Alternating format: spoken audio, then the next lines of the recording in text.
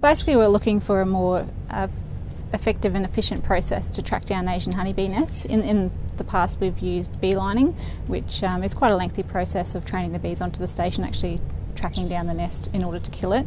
So this treatment should save us a lot of time and effort, basically.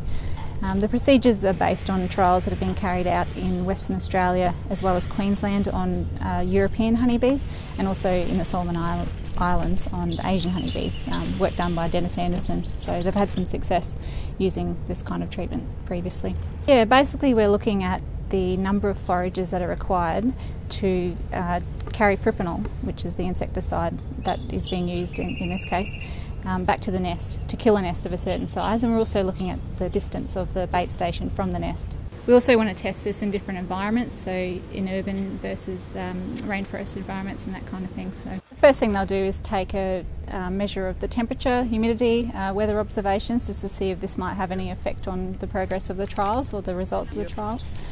Then they will go to the nest. In this case, the nest is out the back here in a shipping container. They'll measure the amount of bees that are entering the nest, just to get an idea of the size of the nest and the activity that's there before we begin our treatment.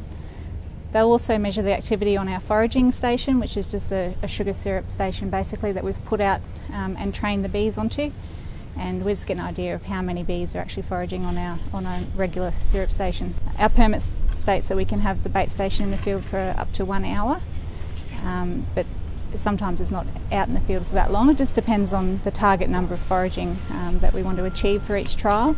We'll go back to the nest every 24 hours and just get an idea of the nest entrance activity, so counting bees again at the entrance just to get an idea of the effect of fipronil. If the nest is successfully killed, so if it's dead and there's no activity, if it's extractable, we'll actually remove the nest from the nesting cavity, and that gives us a good indication of the size of the nest. If it's not extractable, then we use an endoscope just to have a look inside the nesting cavity to try and get an idea of how big that nest might have been. We have found that it's been successful. Definitely within 24 hours, regardless of the number of bees foraging on the bait station, there's been quite a drastic suppression of every nest that we've done for trial. We've only done five trials so far, so we still have a lot to learn from these trials. Really, we're waiting on SAG's advice, the Scientific Advisory Group's advice, just on where we should take our trials from here.